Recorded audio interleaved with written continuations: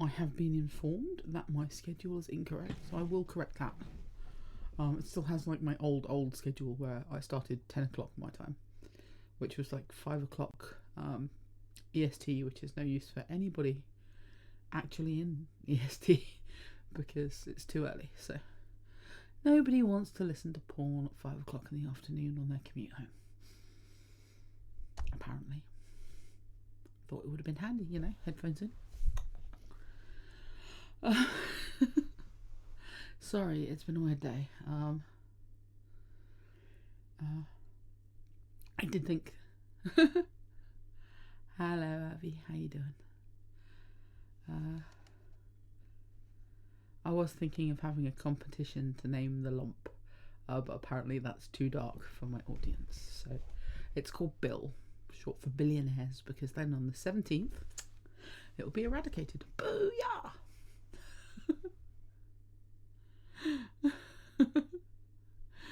Abby's like, yikes! Yeah, English dark humour, it's a thing. Blame John Oliver. Hello, Green Umbrella. I thought you couldn't make it, my dear. Welcome, welcome. I haven't lined everything up. I'm not even feeling like where I should be. I never am. I'm a scatty patty. It was our Chloe's birthday today, so I made her tofu cheesecake, and it was awesome.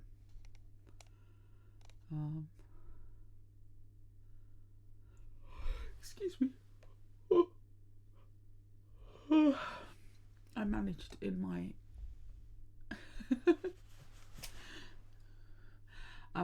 infinite. Chloe is not one of my children.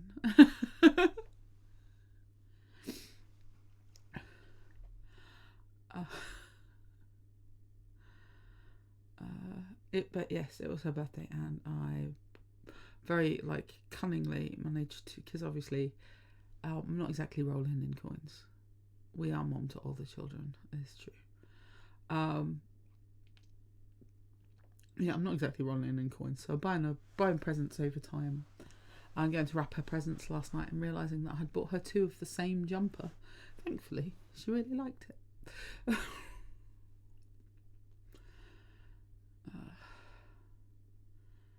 Right, where was I? What am I doing?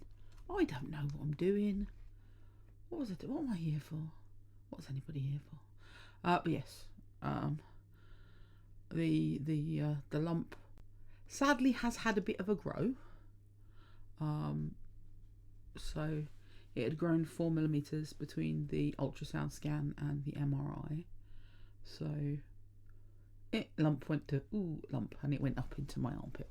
So there's going to be 2 incision sites, but on the 17th they should be able to take it all out and then fill me full of whatever goop is required, and jobs are good.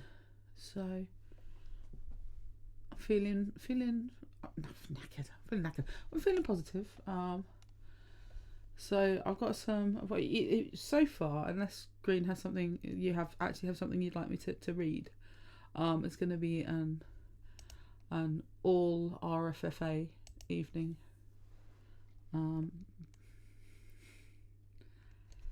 Honestly, thank you guys. It's alright. Although if anybody has any fundraiser ideas, that would be grand. Cause I haven't got a Scooby. Just no idea whatsoever. Where have you gone? I can't find my tabs. My tabs have all disappeared. La la la la. I'm fine. How are you? What am I doing? There we go. We do that, and we do that, and we do that. So we're going to close out tonight again with the second chapter of Shape, which I keep going, oh, this is my favourite. This is my favourite. With Shape, there are. If I can fundraise over here and drop it to your Ko-fi, would that be okay for you? Promo for your Ko-fi? Yeah, sure. If you want to share my Ko-fi around, put out the hat, so to speak. That's still There's cables everywhere. My Kofi's still there. So I should take the heater one down, because I did get the heater. Mostly funded by Avi. And I'm much warmer. Despite the dressing gown, I'm just... It turns out there was a reason I was really cold, and it wasn't actually because it was that cold. It is. My feet feel amazing right now. I've got the heater on my fluffy slippers, and it's awesome. But I tell you, how quiet is it? Can you hear that? You can't, can you? I think if you concentrate, you can probably just about hear it. So, it was genuinely Baltic in here. I mean, we didn't have a boiler at the time, so yeah. I mean, it's not like a fan heater one. It's an oil filled radiator, so it gets really, really toasty. And then I can just switch it off, and it stays at ambient temperature. Once it's heated up, it stays at ambient temperature for ages. So it's not even heating it up, like getting it going is quite expensive. But once it's heated up, it's actually it's really quite efficient. So yeah, thank you, Avi, for making it so you can't see my breath on the stream. Like, you could see my breath. It was genuinely very cold in here, and now it's not, and that's thanks to you. Oh, you can hear me properly. That's amazing. I did some work on the rig, and it's definitely been a bit more efficient. So I'm really glad that you can hear me. I hate to hear that you've been straining to hear me. I hope that the clarity doesn't spoil it for you. So yeah, we'll be closing out today with Shape. And I've got a couple of options from Dampier. So it depends if we're feeling Canon Divergent, or if we're feeling Modern AU. Yeah, pulmonary infections are very, very, very scary, which is why all our heaters are upstairs with Boo.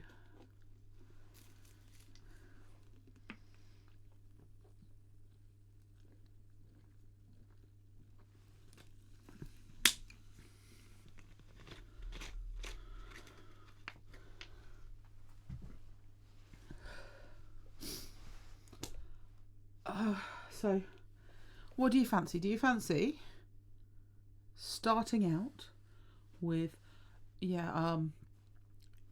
big ups to Sparkly, the engineer, for she is magnificent, and she has set all this up, and it sounds really crisp, and the record sound is amazing as well. You're going to work on an RFFA big go card as you listen. Awesome. So do we fancy the Modern AU or the Canon Divergence?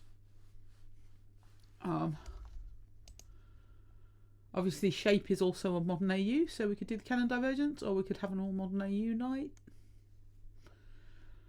Princess Peppercorn is really funny. Excuse me.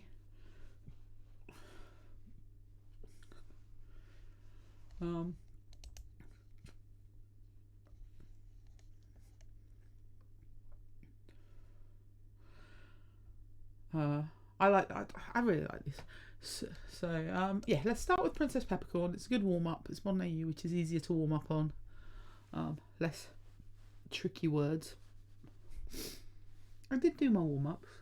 I was listening to the beginning of Wednesday's stream, and you can hear me gasping for breath. So I took my inhaler before I came down today. Hoping that helps. I didn't realise how much I was wheezing, so I do apologise for that. And I will endeavour to make sure that you can hear me properly. So this is Princess Peppercorn by Dampier Drinks Espresso. Just dropping the link now for anybody who wants to read along at home. Our tags are alternate universe, modern setting, werewolves, veterinarian Ben Solo, trapped in elevator, shape shifting. The dog is fine. I really appreciated that tag. Ben Solo swears at the dog a lot. Freeform. But she also bites him. Also a lot.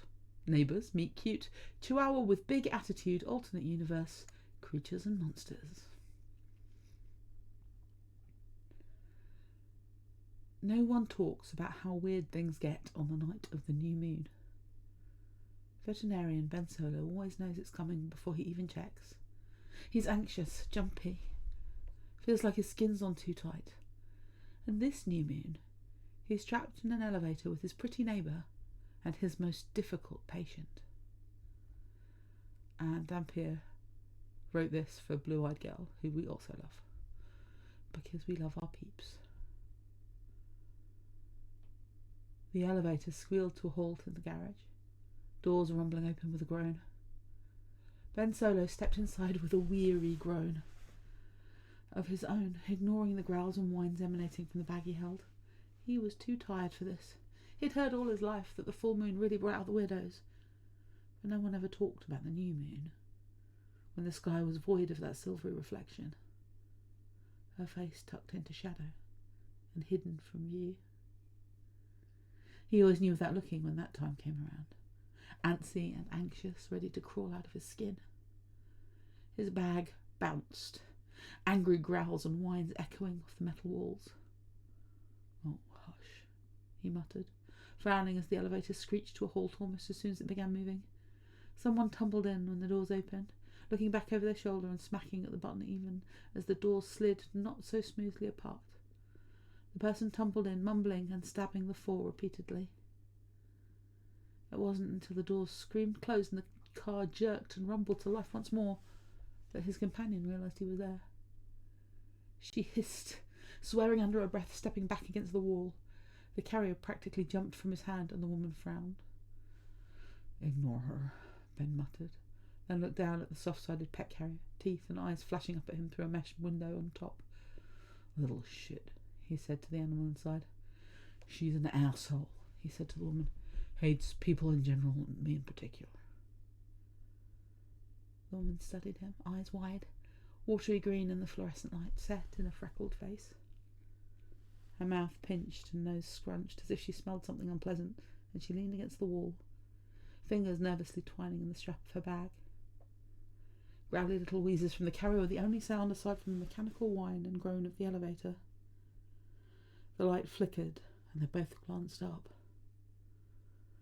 The elevator shuddered to a stop. "No, no, no," the woman said, stabbing at every button, pounding on the panel with a fist. The emergency call button produced a hiss of static and a puff of smoke. The woman jerked her hand back and then turned and looked at him, terror plain on her face. The carrier bounced again, the angry yip, yip, yip from inside the echoing within the tiny metal box. "I'm sorry," the woman said. "I'm so sorry."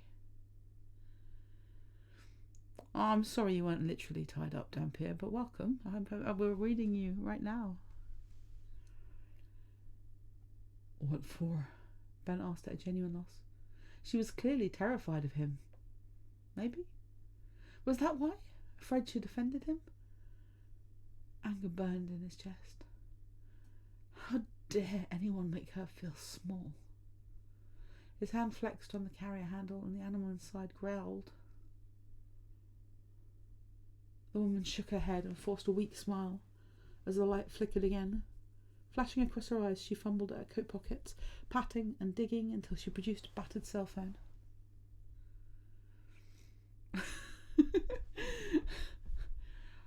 It's always our audience. Yes, Green, it would have been good for her.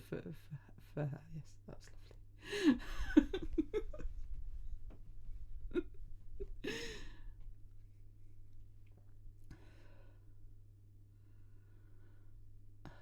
Where were we?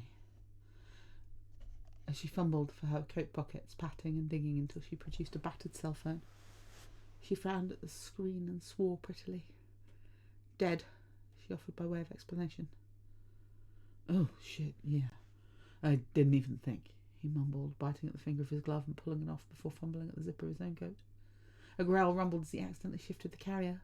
The jump barking started up again. "Fuck," he mumbled. "Let me just..." he began, lowering the carrier to the floor, removing his other glove. He shoved them both into one pocket and fumbled at the zipper at his throat, opening his coat halfway so he could get to the inside pocket. He frowned at his phone. It unlocked with an audible click. Annoying, but whatever. Oh, fuck. Full battery, but no signal. The woman sighed and slumped back against the wall, sitting down to sit on the floor. I suppose this is it, then. I'm sure it won't be long. That moron on 6 has parties every weekend. It's not that cold. She shook her head sadly. It's already too late, she said. A pity. I always thought you were a snack, Ben Solo 4B, a vet. She laughed weakly, some joke he didn't understand, then groaned and curled forward, arms wrapped around her middle. Hey, are you okay? Sick? I'm a doctor, okay, fuck, a vet, but still, if it's an emergency. A low growl rattled the walls, rising up and cutting off in a low whine as she began to pant. Climb, she whispered. The carrier started bouncing again, the little shit inside barking with renewed vigour. What a shit! The woman lifted her head, eyes a brilliant yellow green, and your teeth. A little drop of drool rolled down her chin, a tongue entirely too long and thin, chasing it down. And she smiled. Ben shuddered, pulse roaring in his ears as he tried to swallow past the knot in his throat. The carrier rocked forward and the woman leaned forward, head cocked in interest as she gave a tentative sniff, face right up against the mesh panel. Fuck, fuck, fuck, Ben muttered, pressed tightly against the wall. She moved oddly, like her limbs and joints weren't the right shape, crouched on the floor. All he could think about was that overweight tuxedo cat that scratched him during the day's first appointment. She batted gently at the bag, getting a yelp and a series of yips. The shit was too stupid to live, he thought as the bag bounced forward, smacking the woman in the nose. She yelped and set back, hands covering her nose. Bit me, she hissed, voice garbled and inhuman, yet recognisable. She blinked long and slow, glanced at Ben, eyes tracing lazily from his ankles to his eyes. She seemed to make some decision, rolling smoothly and far too quickly to a crouch. She leaned back, staring at the ceiling, then jumped. He nearly wet himself, and he wasn't even ashamed to admit he screamed as she brushed up against him, punching out some of the tile of the ceiling, revealing one of those emergency hatch things he'd only ever seen in movies. She landed neatly once more, two long limbs gathered up under her. Ben snatched the carrier and braced himself, but that low, warning sounded again, and he froze. Leave the dog, she rumbled, and he almost refused, but the zipper must have loosened the commotion, and Princess Peppercorn leapt out of the carrier in all of her 4.5-pound tutu-wearing glory, barking so hard she bounced with it, hind feet up off the floor as she pitched forward from the weight of her head. Excellent use of emojis, Dumpy. The woman backed slowly into a corner, then leaned forward, reaching out one hand.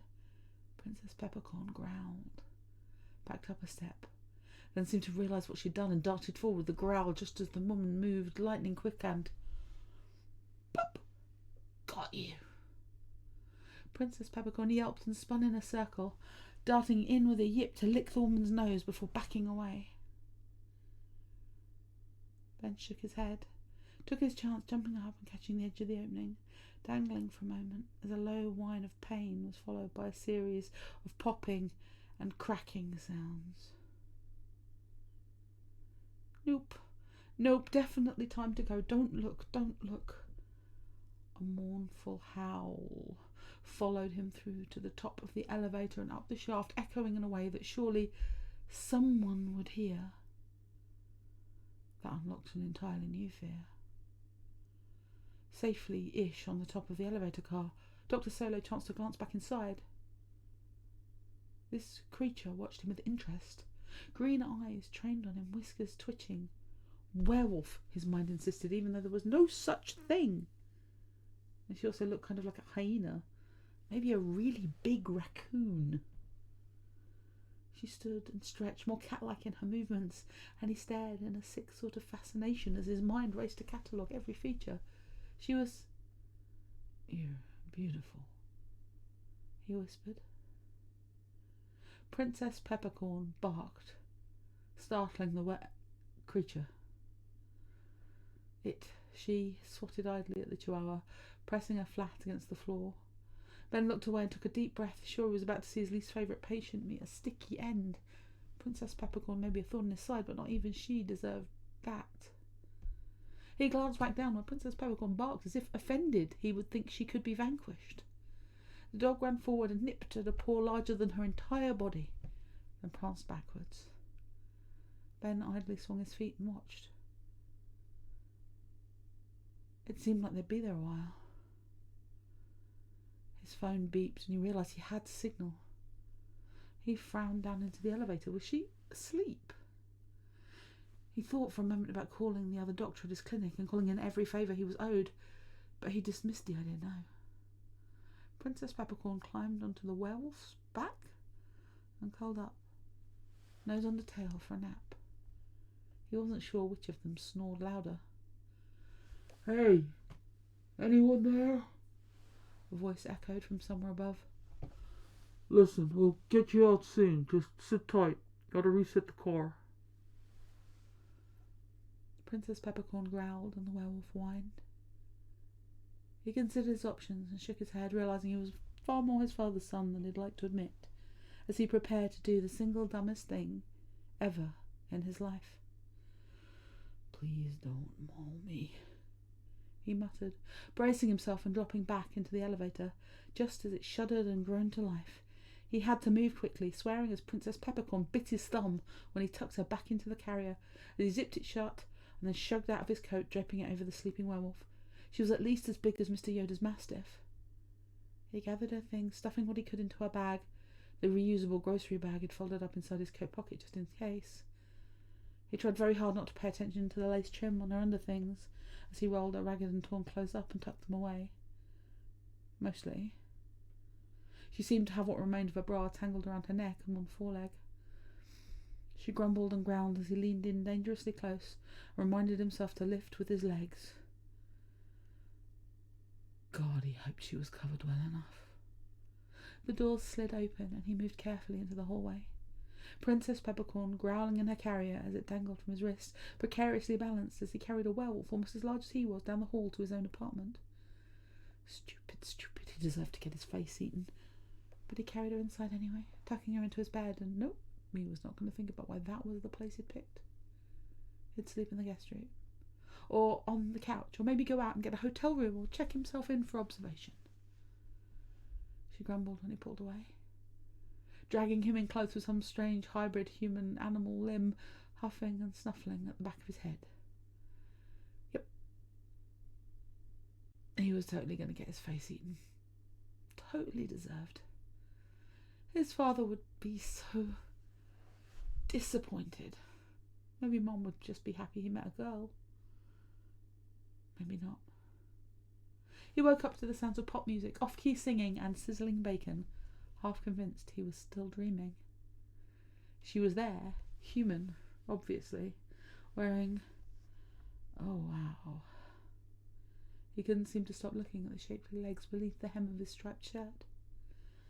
"Dr. Ben!" the woman chirped when she saw him, face breaking into a beaming smile he couldn't help return. "I'm Ray," she said, "your neighbour from 4C. "Yeah," she blushed and looked away. Princess Peppercorn darted between her feet with a yip, then stood on her hind feet and jumped in a little circle, breaking the tension. "No more bacon for you," Ray said to the dog, who barked sharply back at her, then ran into the living room. Ray smiled at him again. "I hope you don't mind," she said. "The breakfast and a shirt. I wanted to thank you. I don't think anyone else would have... Anyway, thanks." "You're welcome," She stayed for breakfast. Princess Peppercorn perched on her lap, jumping up to lick her face every so often when the conversation had stolen too much of what the dog clearly felt was her well-deserved attention. Werewolf, she confirmed when he asked. I know, I look more like one of those gremlin cats. I can only manage a complete change at the full moon. That makes it sound like you can control the transformation, he observed. Ray crunched more bacon and toyed with her eggs, pushing them around her plate with what was left of her toast. She shrugged, still chewing a bit. Sometimes. But not last night. Ray shook her head. New moon is weird, she said. It's like all the movies try to make the full moon a complete loss of control.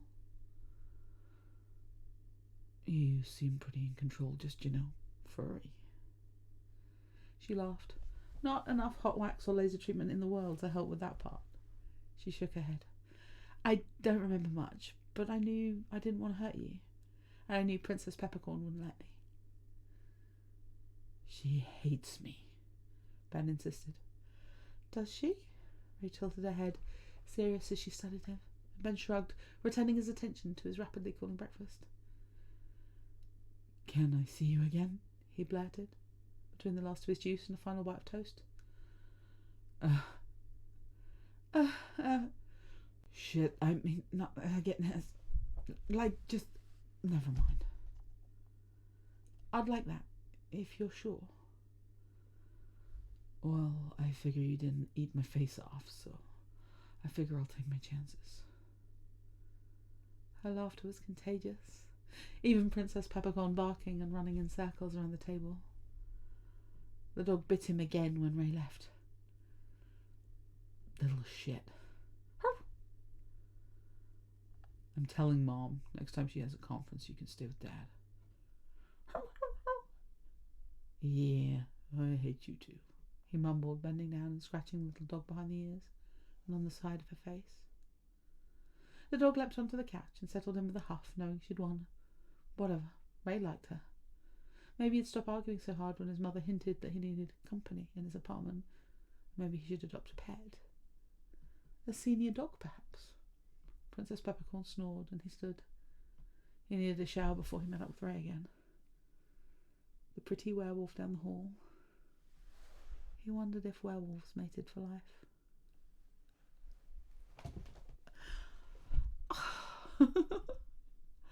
It's just so lovely. It's so lovely. It's just, and that last line, and you're just like, yes. Ah, adopt the tiny dog. Adopt the werewolf down the hall. Be a little fuzzy family. Excuse me, I'll be off on one. I just love it so much. Do you remember to kudos the stories that we read if you can? Give comments, let our writers know how much we love and appreciate them. Thank you very much. At the minute we are on truncated hours, so I am going to just have it wouldn't be fair right now, Evie. We haven't had any trouble since they locked up the nut job, so but yeah, it wouldn't be fair to get a dog right now. And I have had enough time getting people to cover keeping an eye on the kids while I'm in. Adding a dog sitter on top. Write to Bubble babysitting service and tell them that it's mean to have an SEN premium. My kids aren't that much hard work. Gosh damn it. Anyway. Drink. Liquids. Fluids. Y'all should drink things too.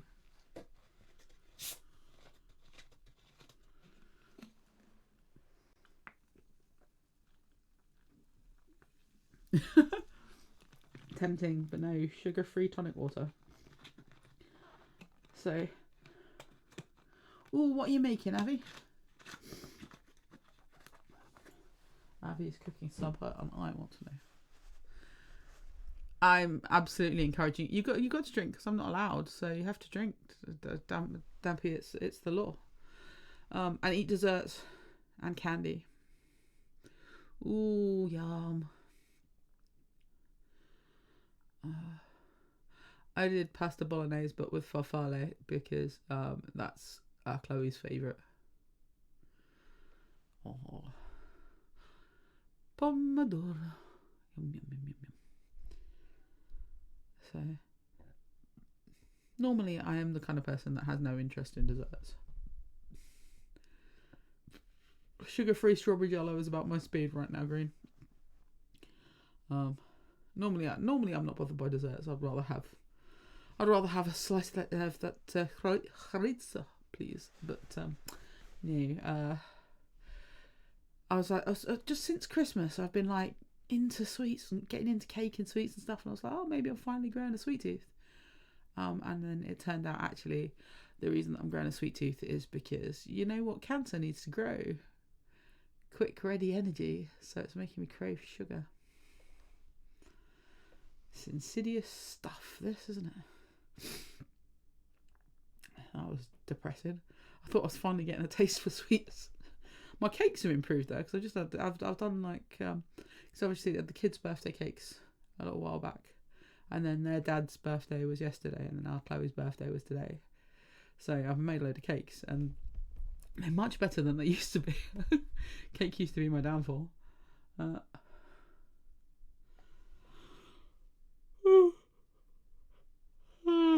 Excuse me. Yeah, with eldest right at the beginning. Although to be fair, his fiance is a couple of days before that as well. Just it's the month of all the birthdays. But we are through it. We are past all the birthdays. And now I've just got to deep clean my house, get everything prepped, make a bunch of meals for my freezer, which involves cooking up all the venison in my freezer. And yeah, it'll be grand. This is everybody sitting comfortably for a bit of a change of pace. So in the first chapter of Shape, we got to meet Ben, who we know is visually impaired.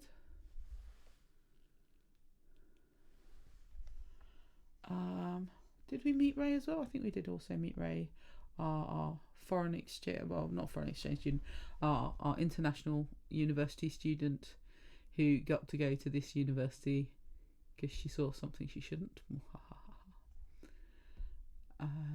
So we have chapter 2 of Shape by our very own Aviander69. Additional tags marked as dubious consent, drugs and alcohol, work ethics violations. Alternate universe, college, student Ray, teacher Ben, artist Muse, art. Caretaker Ray, blind Ben, blindness, and they were roommates. We don't get into any of the fun stuff just yet, so I'll save those for a little bit later.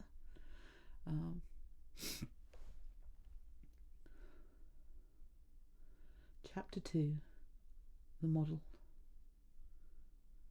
The days were long, but with the outside doors locked, Ben could relax his guard, put on some music and work out in his gym. He did so at least a couple of hours a day now, more than he used to, but it kept him from going stir crazy. He was still wary of going out of the house. It frightened him to think of walking out into traffic. Only a little stick to keep him from falling down a hole. Not that there was much construction going on.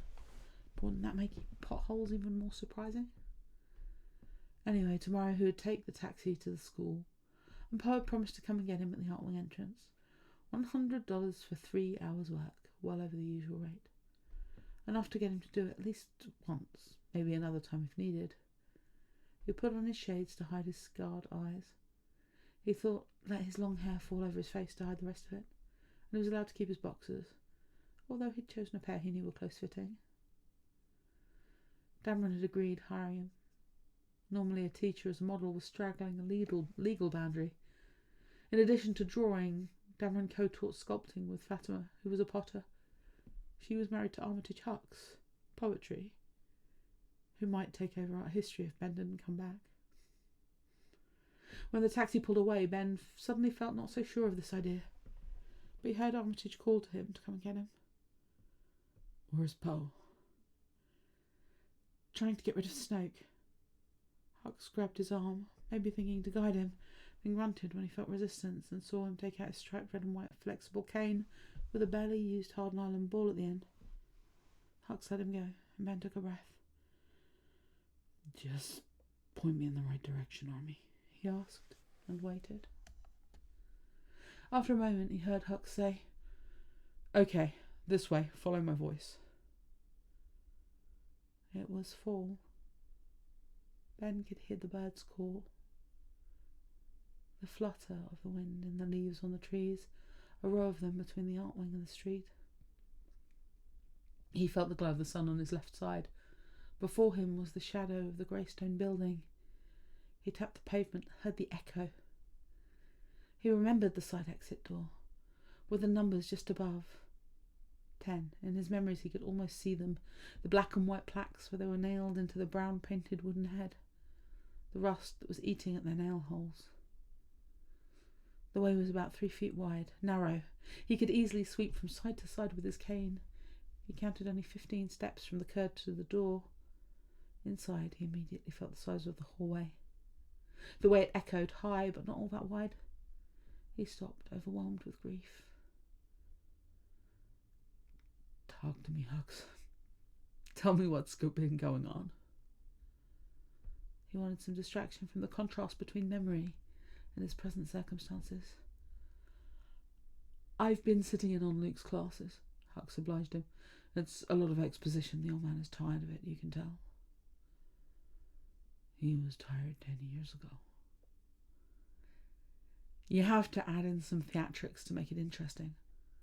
Like poetry," Hucks added, as they walked to the corridor and the little office adjacent to the large classroom where he'd get ready before the during students came in. Ben realised that Hucks was warming up to the idea of taking over his class if he didn't come back. Hucks was competent, he had to give him that. But was he really going to abandon his career?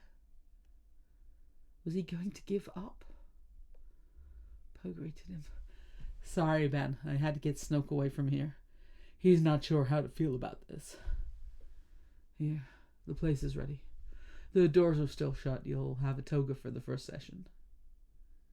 He guided him to the centre of the studio.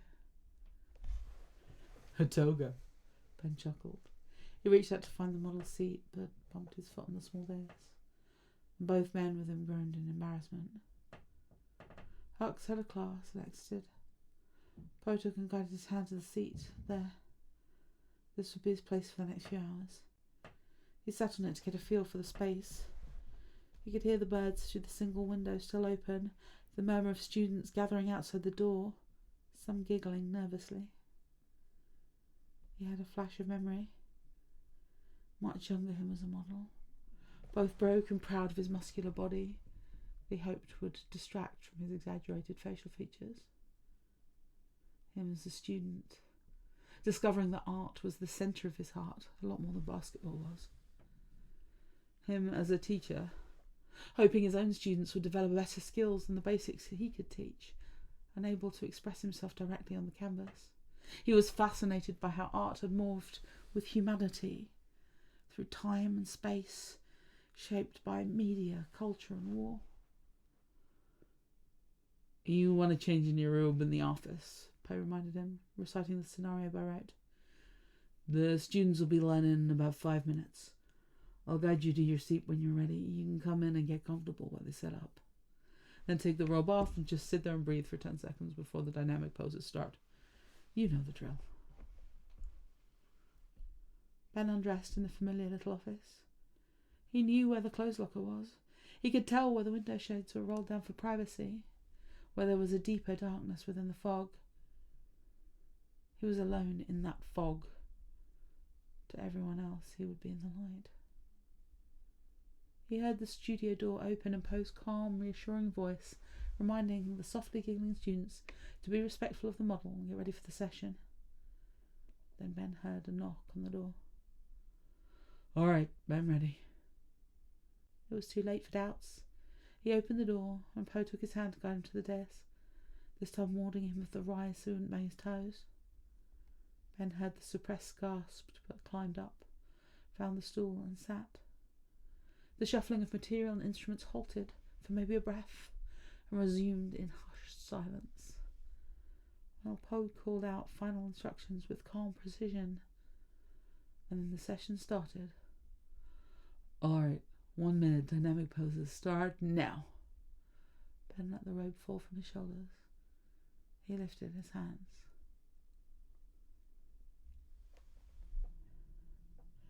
At the break, Rose finally told Ray what she had hushed her about at the beginning of the class. They'd gone outside for a quick smoke.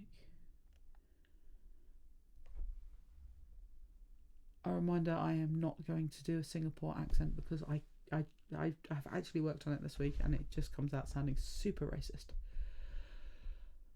So she has an American accent because reasons. "That's Mr. Solo, the art history teacher." "It is? Wow. Why is he modelling? Why is he so damn beautiful?"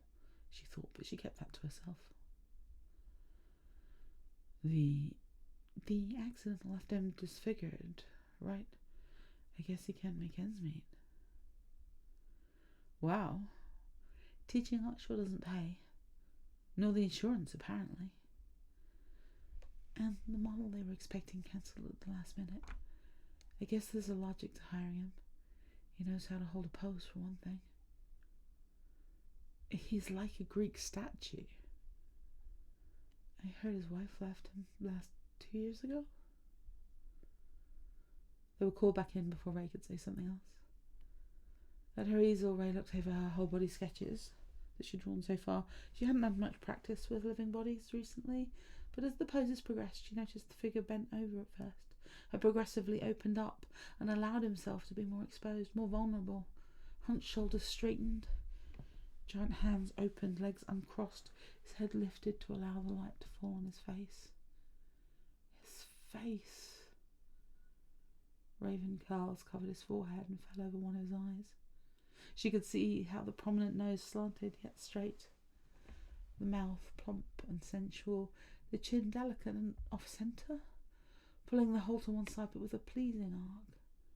He kept his eyes mostly closed, but she could see they were almond-shaped. And when he opened them, she saw one dark brown, the other pearly white. Ruined. There was some scar tissue, sure, but she wouldn't call him disfigured. She worked quickly on the long poses, trying to fix on the paper the sheer energy that this body still possessed, with its muscular definition, but with some jarring imperfections. The turned-in leg, those hunched shoulders, the long flat buttocks, the wide hips, the wild hairs covering his testes, the uncut penis resting over them. She looked around, feeling heat rise to her cheeks. She wasn't the only one. But a teacher? She thought another scandal would erupt for sure. Time was called.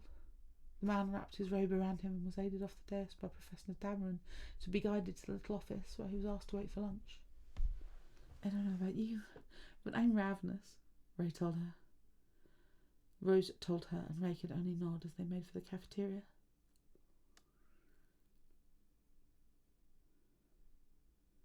"How many do you think know me as Professor Solo?"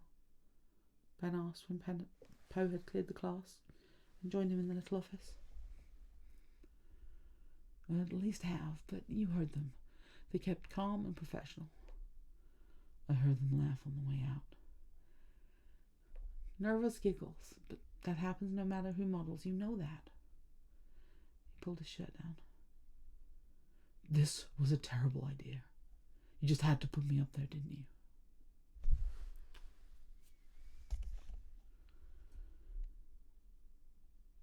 "Don't be ridiculous, Ben. You did an excellent job."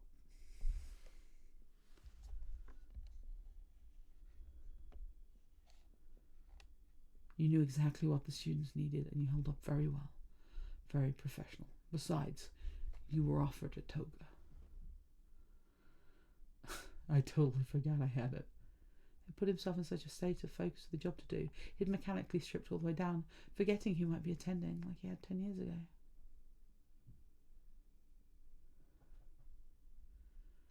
You kept your ring on. It's not even a real wedding ring. She took hers off, you know. That hurt. It was real to me. He heard Poe sigh, very softly, before he added, "School's lucky to have you." I can't draw worth shit. A surprised pause. Oh no, you get that out of your head, Ben Solo. She's gone now. You have your own style. I had. Another pause, followed by a breath intake. They'll save the eye, Ben. I'm sure they will. Let's go eat. But Ben was tired and didn't want to hear people gossip in the cafeteria. Oh, I want to go home. Ben. All right, I'll take you. We'll walk. Walk. It was about a kilometre, almost a straight line, across a rail crossing that rang a racket when the daily train delivered to and from the paper mill. He'd walked that particular path for 5 years, twice a day, sometimes more. He knew the way. All right, we'll walk. Thank you, Poe. He'd spent half the summer on the backyard patio listening to the neighbourhood and their kids. He thought he could distinguish at least 5 neighbours' cars now. One of those happened to be past them, Mrs. Parnady's. He thought of something. It'll be hell in the winter. Winter is months away. Now is the good season. The trees are turning red. Oh, sorry. Ben stopped walking. Ben stopped with him, breathing. Poe stopped with him, breathing heavily. No. Tell me, Poe. Don't let me forget. Right, well, we're coming up on the train tracks. The barrier's down. Only the very tip of the trees have started turning. They haven't walked this way in a while. It looks like they cut down that big old one on the blue and white Victorian's lawn. On the right. That's too bad. It was a centennial maple, but it was sick. Ben frowned. Well, they put in a sapling a few feet away. Ben was silent for a few steps. That's good. Thank you, Poe. Poe continued chattering all the way to the house, where they shared some of Ben's catering. Poe didn't like them. It's better than pizza every day, Ben countered. This was temporary, right? He'd cook again. Pottery class was another favourite of Ray's. Everything had to be round, right? Well, there was more to throwing pots than making round bowls and round plates and round pots. With the right music and sometimes a little weed, throwing pots meant feeling the earth between your hands. There was nothing else like it. Professor Fatima, tall, long, ebony hair woven in a traditional braid, married to the poetry teacher, had come from her small village in Central Asia to this place 20 years ago. By the time she was 10, she'd known how to throw pots. When the war came, they came here to get away from it. She'd studied to get a degree in accounting, started work, hated it. Met Armitage, who'd finishing his English literature degree and was looking for work. He'd found work in Brennocks. A year later, Fatima joined him and soon was back to throwing pots, this time with joy. Then there was the other class with Professor Dameron, clay sculpting. The students were working on wire models this semester. Many made horses. Ray was thinking of her recent drafts. Of course, Miss Johnson, Mr. Dameron replied to her question. You can use your drawings as models. That's what they're for. So Ray Johnson fell in love with her muse.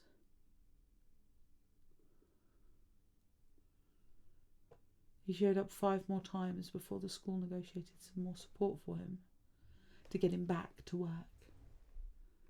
Meanwhile, Ray's roommates had become intimate, or so they thought. Ray could hear them banging at all hours of the night in this shower and on long lazy afternoons when she desperately needed peace.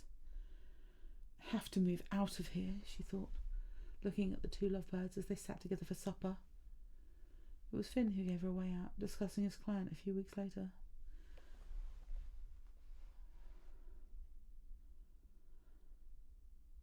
My contract ends with him soon. I don't know what he'll do. He's not getting the new islands this year. He might even lose that eye too. You can't extend your contract? The insurance keeps messing up the paperwork, ping-ponging the bills. Finn pondered while Ray sat, chewing on the information. He needs live-in care, at least for a few months, maybe a year.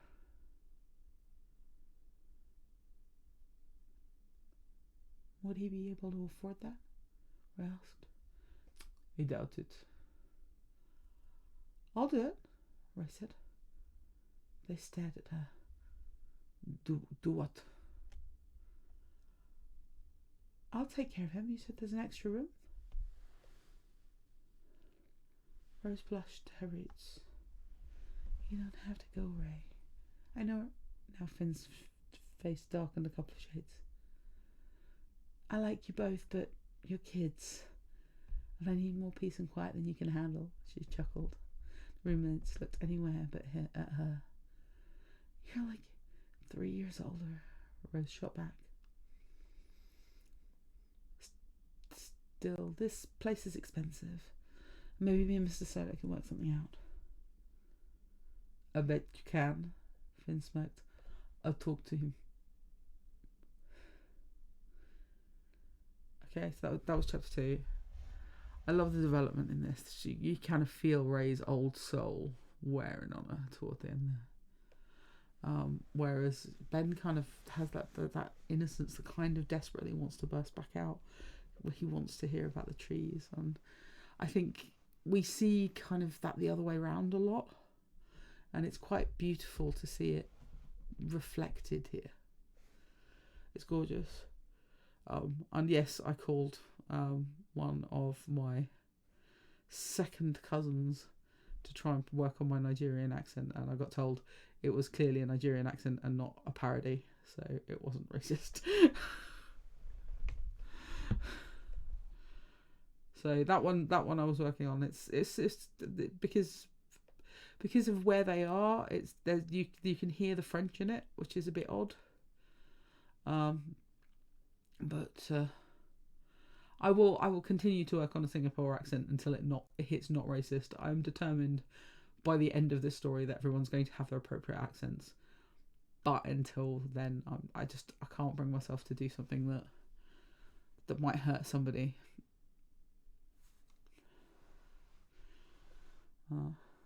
So at least not on purpose. I'm probably will, not even gonna faintly pretend that I won't eventually hurt people, but I try really hard to not live by Wheaton's law and not be a dick.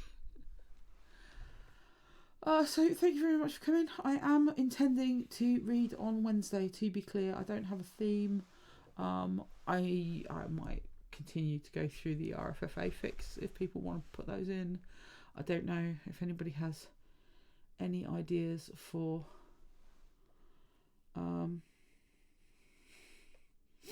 fundraising. Please let me know, because I haven't got a Scooby. I'm going to call it at that, because don't think we've got room to do very much.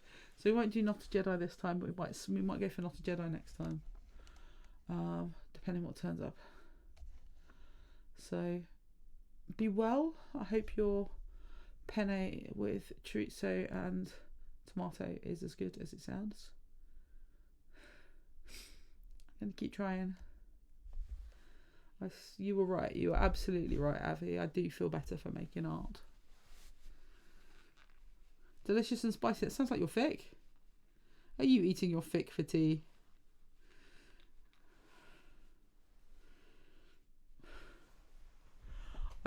I can't wait to read that Waves Bench scene.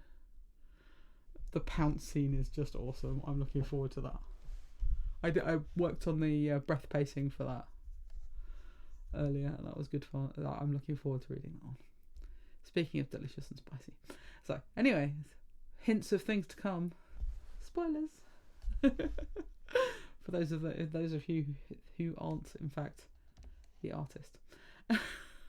So remember to feed and water your writers and comment on the fics. And I will see you Wednesday 6 p.m. EST, which is 11 p.m. GMT, and I will go and update my schedule so it tells you the right times. Good night, everybody.